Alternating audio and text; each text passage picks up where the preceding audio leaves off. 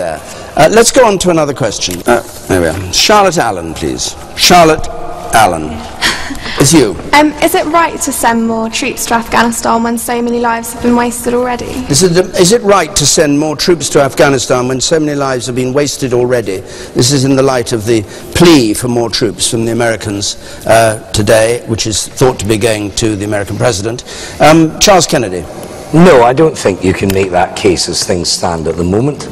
I think that we've reached a stage in Afghanistan where sadly, I don't think that the present strategy is working, but I think worse still, it's not holding out a medium, far less long-term prospect of working.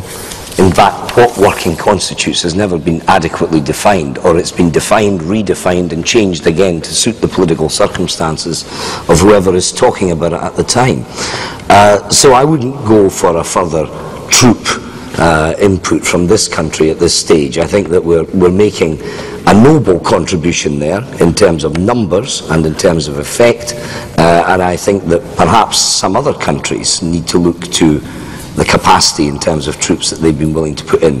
What we do need to be doing is focusing an awful lot more on the politics of this, and it seems to me that we have to be, and there are signs that this is beginning to happen now internationally, but we have to be more open-minded about trying to open some means of dialogue with those elements in the likes of the Taliban, however atrocious we find these people, who are at least open to a degree of dialogue and contact with the kind of Afghanistan that may be possible to emerge in the longer term. But the present strategy, I'm afraid, is increasingly a counsel of despair. And I am sorry to say that, because I backed this, as all parties did in the House of Commons, right at the outset. If anything, the criticism then, you know my views about the Iraq engagement, but the criticism then was that we should have gone into Afghanistan earlier than we did, and we should never have got sidetracked by the disaster that's proved to be Iraq. It's the American general who's asking for 40,000 more troops. Are you saying that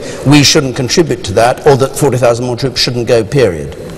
Well, I think that if you're going to have the kind of surge that's been used in Iraq, if you're going to try and apply that in Afghanistan, I think really the contribution that Britain has made thus far has been more than adequate. I think the surge, if anything, should be a political surge. Just saying that you should look into it and discuss about it. Don't you think that taking time is getting people killed out there?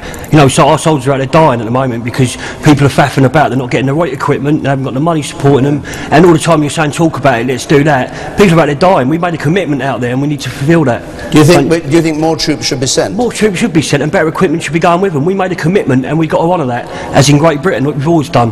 All right. And the woman in the second row, I'll come to you after, the woman in the second row, behind you. Yes. If anybody saw the excellent documentary Wounded last week, they'd just automatically think, bring these troops home. And that's your view, is it? That's my particular view, yes. And the man in front of you?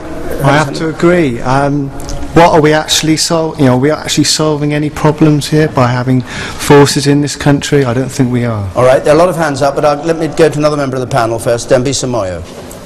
Well, I'm not a military strategist, but I often ask myself what exactly is the role that's being played in this situation. I don't think we should necessarily pull the plug and walk away, but I do think that something is clearly going wrong, whether it's equipment, whether it's strategy, and I think it's critically important that rather than just throw in more troops, is to really ask the question where the problems really lie on this issue. And I think it's not just a concern with respect to Afghanistan, but in a broader approach with geopolitics, whether it's in Iran or Iraq, Pakistan and so on. I think that there needs to be a bit more thought put into these issues as opposed to kind of just shooting from the hip, which seems to be the policies these days.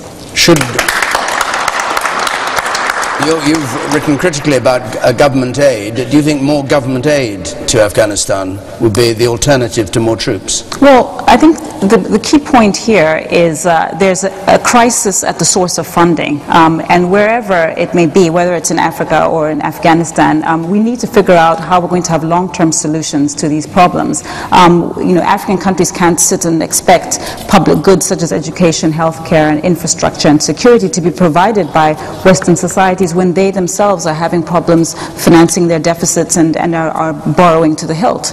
So it's a very similar situation. Yes, we might might all want to go into Afghanistan to do something in the interim, but over the long period, what are we doing there to make sure that this situation will not re-emerge in years to come?